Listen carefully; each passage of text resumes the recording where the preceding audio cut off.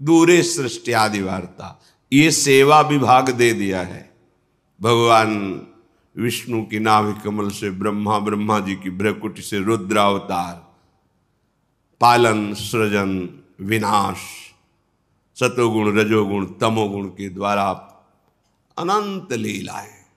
पर आप निकुंज में रसमयी प्रेममयी क्रीड़ा करते हुए अपने प्रेमियों के संग महासुख की वर्षा करते हैं।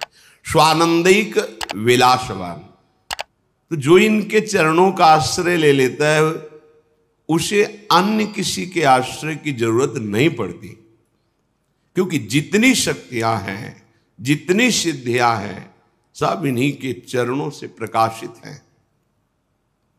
जो ऐसा नहीं जानते तो कभी कभी प्रश्न आते हैं कि प्रिया प्रीतम तो अत्यंत सुकुमार हैं, जैसे हमें रक्षा की जरूरत है तो अमुक देवता या अमुक ऐसा। जब मूल में जल चढ़ा दिया तो डाल में, पत्ते में, पुष्प में, सब में पहुंच गया। सबके मूल निकुंज बिहारी लाल जो महाराज हैं। गीता जी में स्वयं कहते हैं, ऊर्ध्व मूल मधा शाखा मस्वत्थम प्राहुरव्ययम, मैं सबका मूल हूं। परब्रह्म की प्रतिष्ठा है हमारे श्री कृष्ण, और जो ब्रजेंद्र नंदन के रूप में प्रकट हुए वही निकुंज बिहारी लाल जो अपने रूप से प्रकट हुए हैं। उपासक को अन्य आश्रय लेने की जरूरत नहीं है, क्योंकि अन्य कोई है ही नहीं। ये सब इन्हीं का विलास। पर जो निकुंज में विलस रहे तो दूरे सृष्टि आदि वार्ता, सृष्टि आदि वार्ता से दूर, क्योंकि सृष्टि की सेवा के लिए अंश रूप से आप विराजमान हैं। भगवान विष्णु, ब्रह्मा, शिव रूप में आप ही विराजमान, दूसरा कोई नहीं। निज महापूर्णात्म शक्त्याश्रयात, इनकी आत्म शक्ति से ही ये विस्तार हुआ है। ये अपने आप को ही विस्तार को प्राप्त किए हुए हैं। संजीवत्यथ चेष्टते निज निजे कार्य तमे वाद्भुतम। आहा, ये अपने प्रेमी जनों को जीवन प्रदान करने के लिए। प्रेमी जनों का जीवन क्या है? इनकी रूप माधुरी का गान करते हुए, रूप माधुरी का अवलोकन करते हुए, इनकी चरण सेवा में अपना जीवन, तो यही उनकी संजीवनी मूर्य है। ललिता ललित बजावती बीना, गुण गावती सोई जीवन जी जय। कौन से गुण? प्रिया प्रीतम का मुस्कुराना, प्रिया प्रीतम की क्रीड़ा, प्रिया प्रीतम की नाना प्रकार की रसकेली, उसका गान करते हैं। यही जीवन है रसिकों का। संजीवत्यथ चेष्टते, इनकी चेष्टा जीवन है प्रेमी जनों का। वो कोई प्रेमी ही जानता है। अपना प्रीतम, अपना प्यारा मुस्कुरा भर दे तो विश्व के सारे सुख लुटते घूमते हैं। फिर ये विश्वात्मा है, ये जो जो चेष्टा करते हैं, सखियां उनका गान करती हैं, उनका पान करती हैं। यही संजीवनी मूर्य है सखियों की। उपासकों की संजीवनी मूर्य है प्रिया प्रीतम का रूप, प्रिया प्रीतम का जस, प्रिया प्रीतम की महिमा। निज निजे कार्य तमेवाद्भुतम, वो सब अपनी अपनी सेवा में प्रिया प्रीतम को सुख प्रदान करने में बड़ा अद्भुत सुख अनुभव करते हैं। कैसे उस सुख का उदाहरण दे? अनुपम है, उपमा रहित है।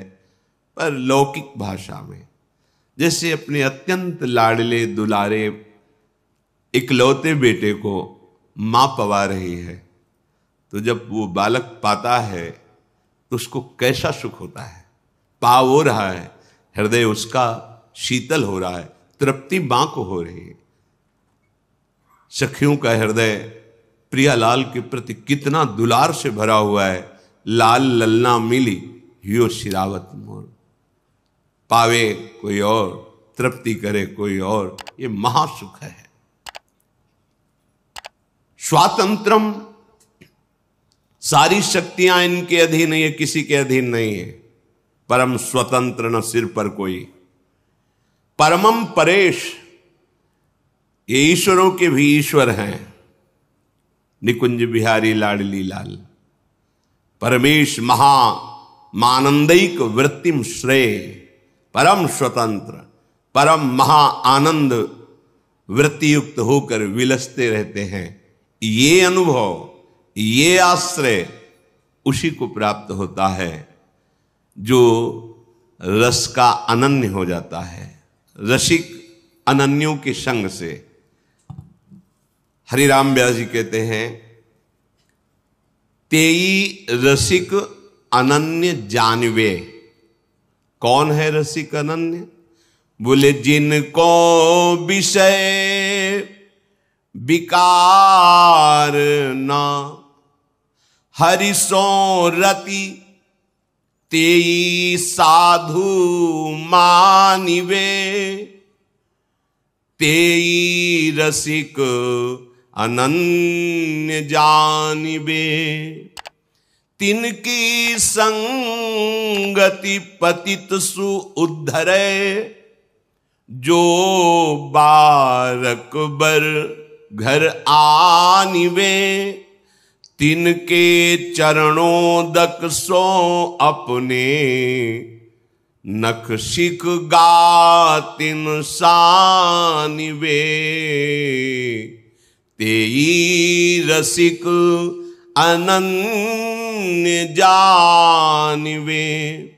वही रसिक अनन्य है जिनके हृदय में ये षट विकार शांत हो गए हैं, काम क्रोध लोभ मोह मद मत्सर।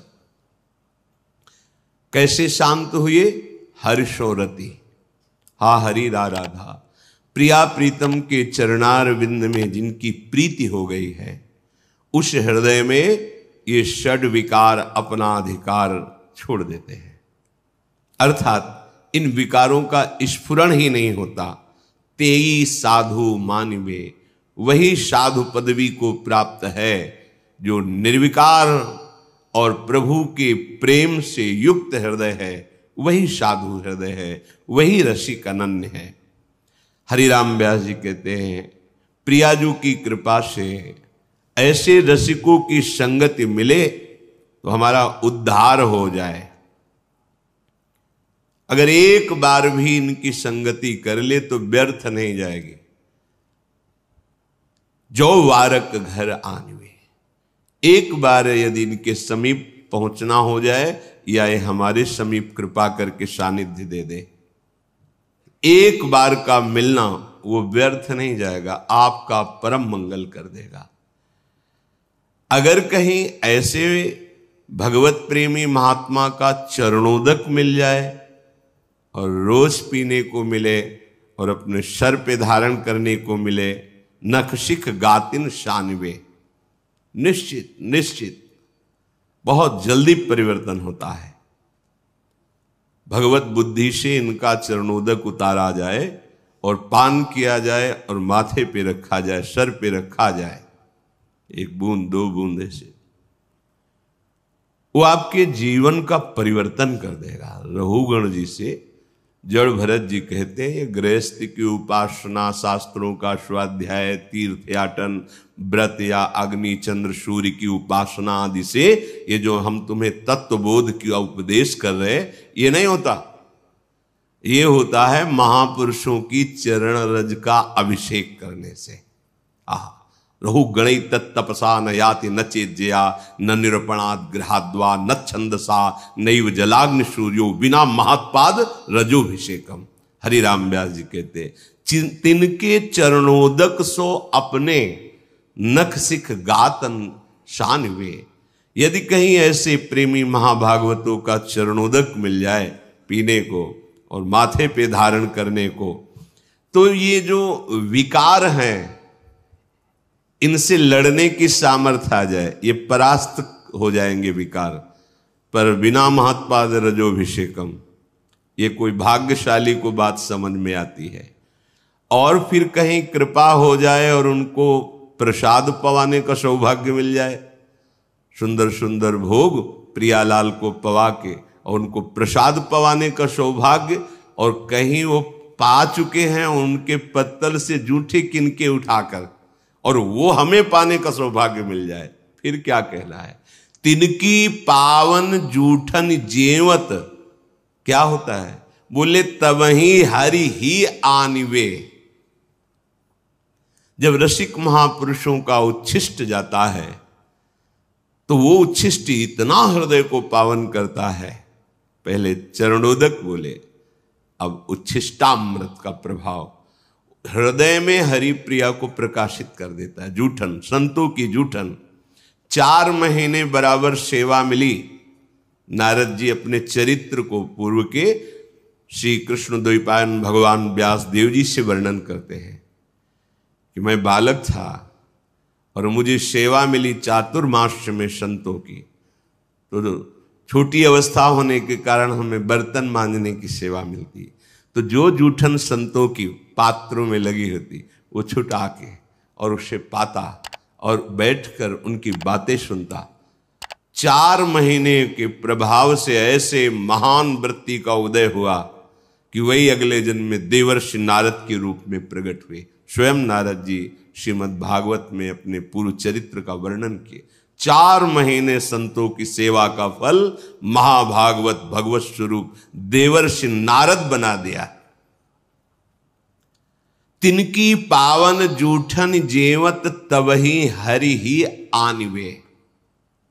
महापुरुषों के उच्छिष्ट का बहुत बड़ा प्रभाव है। हृदय में हरि प्रिया प्रकाशित हो जाती है इनकी जूठन पाने से। तिनके वचन श्रवण सुनि तिहि छिन मन संदेह भानिवे। बोले ऐसे भगवत प्रेमी महात्माओं के वचन सुनते ही मन के जितने संदेह हैं सब नष्ट हो जाते हैं, सारे प्रश्न शांत हो जाते हैं। आप सुनते रहो, केवल कोई प्रश्न बकाया नहीं रह जाएगा। हर प्रश्न का उत्तर आपको मिल जाएगा सत्संग में। आप केवल ध्यान से सुनिए। तिनकी जीवन धन वृंदावन जीवत मरत बखानवे। व्यास राधिका रवन भवन बिनु तेई क्यों पहचानवे। बोले ऐसे रसिकों का जीवन जो प्रिया प्रीतम के अनुराग में है, और ऐसे रसिकों के जीवन की अंतिम श्वास ये वृंदावन ही है। अर्थात वो अनन्य होते हैं धाम के। ये आ ही जाएगा। प्रीतिस्तद वसति स्थले, अपार प्रीति हो जाती जहां अपने प्यारे प्रकट हुए हैं, प्यारे लीला परायण हैं, उस भूमि में जी नहीं सकते आप। अगर प्रभु की शरणागति युगल सरकार की हो गई है तो आपको ये ब्रजधाम, ये वृंदावन धाम ऐसा प्यारा लगेगा कि अब चाहे नरक मिले, चाहे स्वर्ग मिले, चाहे परम पद मिले, इसकी मुझे कोई परवाह नहीं। चाहे अपराध लगे, अब तो हम धाम के बिना नहीं जी सकते। अब हम ब्रजधाम के बिना, दुर्भाग्य है जो धाम के प्रति प्रीति ना हो, क्योंकि यही धाम आपको ऐसे रसिकों का संयोग कराएगा, ऐसे रसिकों का चरणामृत मिलेगा, ऐसे रसिकों का उच्छिष्टामृत मिलेगा, ऐसे रसिकों का वचनामृत मिलेगा। व्यास राधिका रवन भवन बिनु तेई क्यों पहचानवे। यदि वृंदावन में तुम्हारा भाव नहीं आया तो ऐसे रसिकों से तुम्हारी पहचान हो ही नहीं सकती, और बिना रसिकों के पहचान के प्रिया प्रीतम का प्रेम प्रकट नहीं होता। रंच मात्र प्रेम प्रकट नहीं होता। रे मन रसिकन संग बिन रंच न उपजय प्रेम। रसिक अनन्यों का मिलना दुर्लभ है। बस रसिक अनन्यों की बात मान जाए तो रस में डूब जाएगा। जाकी है उपासना ताही की वासना, ताही को नाम रूप लीला गुण गाइए। यह अनन्य परम धर्म परिपाटी, वृंदावन बसी अनत न जाइए। सोई व्यभिचारी आन कहे आन करे, ताको मुख देखे दारुण दुख पाइए। व्यास होई उपहास त्रास किए, आस अछत कित दास कहाइए। हरिराम व्यास जी के जिसकी तुम्हें भगवत कृपा से गुरु प्रदत्त उपासना है मिली है, उसी के मिलन की, उसी के रूप की, उसी के गुण की, लीला की तुम्हारे हृदय में चाहत होनी चाहिए। ये चाह प्रकट हो गई तो सब चाहें नष्ट हो जाएंगी। इस एक चाह में सामर्थ्य है हर चाह को मिटा देने की। क्या? अब इस जन्म में प्रिया प्रीतम से मिलना होगा। मिलने का उपाय है निरंतर प्रिया प्रीतम का स्मरण करना, नाम जप करना, उनके लीला गुण गायन करना, उनके जनों का संग करना, उनके लिए ही कर्म करना, उनकी प्रसन्नता के लिए, उनके समर्पण के लिए सारी चेष्टाएं, तन मन वचन सब। जाकी है उपासना ताही की वासना, ताही को नाम रूप लीला गुण गाइए। यह अनन्य परम धर्म परिपाटी, यही रसिक अनन्यों का प्रेम धर्म है, यही परिपाटी है, यही मार्ग है, यही निष्ठा है कि अपने आराध्य देव के नाम रूप गुण लीला धाम के चिंतन में मगन रहे। वृंदावन धाम की उपासना धाम के प्रभाव से ही सफल होती है। जब आपको समय मिले तब धाम आइए, पर धाम का चिंतन तो आप कर सकते हैं। कई बार सत्संग में चिंतन का प्रकार बताया गया है। अगर कहीं आपको वास का सौभाग्य मिल गया है तो फिर यद्यपि मिले कोटि चिंतामणि तऊ न हाथ पसार। बड़ा दुख होता है जिस उपासक को अखंड वृंदावन धाम का संयोग बन जाता है, फिर किसी विषय इंद्रियजन्य भोगों के लिए धाम का त्याग करके, और भोगों में तब लगता है बड़ी प्रबल माया है प्रभु की, जो प्रभु के घर से घसीट ले जाती है। कब? जब कपट करोगे, छल करोगे, छुपाव करोगे, मनमानी आचरण करोगे तो घर से ले जाएगी। ये घर है, घर से खींच के ले गई, आजीवन के लिए ले गए। भाव नहीं बन सकता कभी। अब बहुत सावधान। वृंदावन बसी अनंत न जाइए। अनंत जन्मों की बिगड़ी केवल वृंदावन सुधार देगा। तुम्हारी साधना में त्रुटि हो तो भी वो तुम्हें अपने प्रभाव से परम पद प्रदान करेगा। वृंदावनी प्रभाव सुन अपनो ही गुण देत। सोई व्यभिचारी, वो व्यभिचारी है, बोलता कुछ और है, करता कुछ और है। ताको मुख देखे दारुण दुख पाइए। ऐसे लोगों का संभाषण, दर्शन, मिलन बड़ा दुख प्रदान करने वाला होता है। बहुत कपट होता है, बातें कुछ करते हैं, आचरण में कुछ होता है, चिंतन कुछ होता है। नहीं नहीं, ऐसा नहीं। जाकी है उपासना ताही की वासना, ताको ही नाम रूप लीला गुण गाए। सोई व्यभिचारी आन कहे आन करे, ताको मुख देखे दारुण दुख पाइए। ऐसों का संग नहीं करना। बोलता कुछ और है, करता कुछ और है, सोचता कुछ और है। हरिराम व्यास जी कह रहे वही व्यभिचारी है। व्यास होई उपहास। अगर ऐसों का संग करोगे या ऐसे लक्षण धारण करोगे तो तुम्हारा उपहास होगा, और वो उपहास तुम्हारे हृदय को जलाएगा, क्योंकि स्थिति तो है नहीं। तो त्रास किए, वो बड़ा तुम्हें दुख देगा, बार बार जन्म मरण संकट में फंसाएगा। अगर तुम्हें किसी अन्य व्यक्ति से, भोगों से सुख की आशा है तो तुमने सुख सिंधु को जाना ही नहीं। तुम सुख सिंधु के उपासक ही नहीं हो। कहीं समुद्र की प्राप्ति होने के बाद क्षुद्र गड्ढों की आशा होती है क्या प्यास बुझाने के लिए? ये तो प्रेमामृत समुद्र है, और तुम सुख कणों के लिए विषय भोगों में अधर्माचरण युक्त जाओ। इसका मतलब है कि अभी आप बातें केवल परमानंद की करते हैं, परमानंद का भी मार्ग ही नहीं मिला आपको। अनुभूति तो बात दूर की रही। अगर तुम्हारे हृदय में भोगों की आशा है तो तुम कैसे प्रिया प्रीतम के दास हो?